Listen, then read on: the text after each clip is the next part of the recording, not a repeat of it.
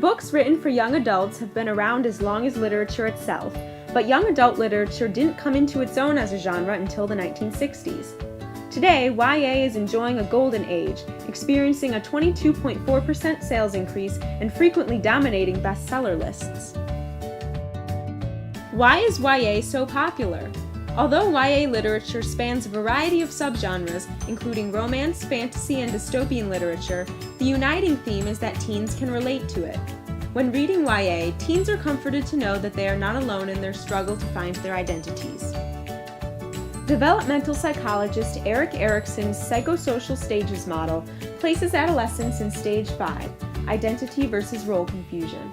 In this stage, the adolescent's task is to test and integrate various roles before finding a consistent, comfortable identity. Reading books is one way to explore identity. As people struggle to understand the world and how they fit into it, they form schemas or concepts. A notable example of this is the gender schema. According to gender schema theory, people organize language, clothes, toys, colors, and behaviors into concepts of what it means to be male or female. Then they compare themselves to these concepts to find out how they identify. As more and more teens seek out YA literature, it is important to ask, what is the effect of gender representation in YA literature on teenagers' gender identities and roles? Even before you begin reading, your gender schema may influence which books you pick from the shelf. Young adult books often have gendered covers that label the stories inside as being for boys or for girls. Popular young adult author Maureen Johnson called attention to the gendering of young adult book covers with the Cover Flip Challenge, asking her Twitter followers to reimagine original young adult book covers to market them to the opposite gender. The gendered cover of a book may prompt the teenager to assimilate the underlying story into their gender schema, which often means associating light romances with girls and adventures or war stories with boys. This facilitates the process of gender typing, or the acquisition of traditional masculine or feminine roles, traits, and interests, even before the story begins.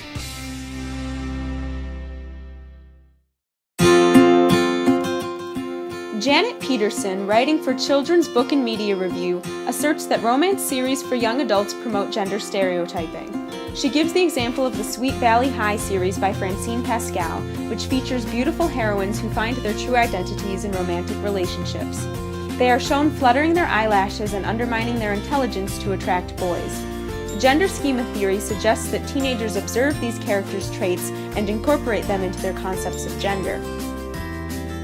Although the settings and characters in young adult romance novels have changed over the years, the stereotypes have not.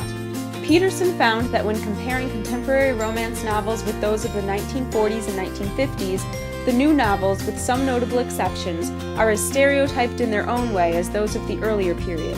For the most part, the newer novels do not present more positive women role models. Clearly, the power of gender typing transcends time. Chick lit, loosely defined as literature that appeals to women, often overlaps with the romance genre and sends girls similar messages that male attention and approval is paramount. Candy Brown of Walden University, after analyzing the content of popular series such as The Clique and Gossip Girl, concluded that these books send the message that to be a female, you have to measure up to unattainable standards of beauty, act malicious toward female peers, and have status. Girls often assume these messages represent reality and accept them as fact. Brown reports that because development in the brain's frontal lobes is not complete until a person reaches their 20s, teens often do not have the mental capacity or emotional maturity to recognize that these messages are unrealistic, so they incorporate them into their concepts of gender and try to live up to them.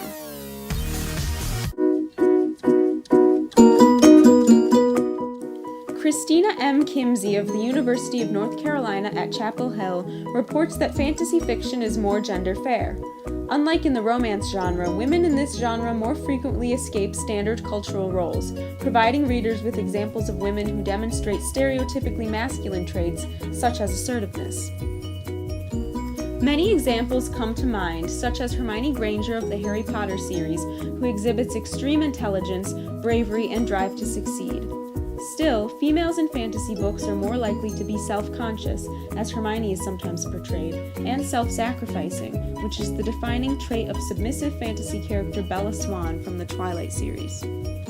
Although women in fantasy often demonstrate masculine traits, male characters rarely exhibit feminine traits. A report in the Florida Atlantic University Undergraduate Research Journal states that in an analysis of books across the fantasy genre, the feminine traits of nurturing and understanding were coded almost twice as much among female characters as opposed to male characters. Fantasy evidently tells teen boys that showing emotions is a feminine trait, so they incorporate that into their gender schemas, and as a result often suppress their emotions in accordance with the male stereotype.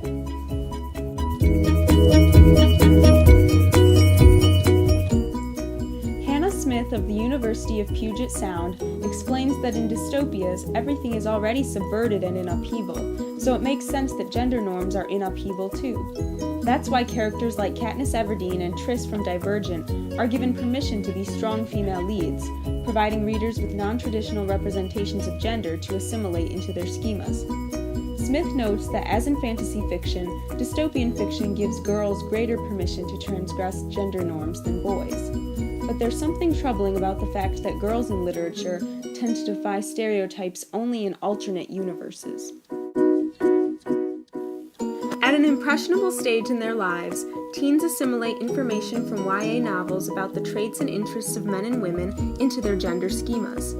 YA book covers and stories in the romance and chick-lit subgenres tend to encourage gender typing, while fantasy and dystopian fiction provide more examples of characters who defy gender norms.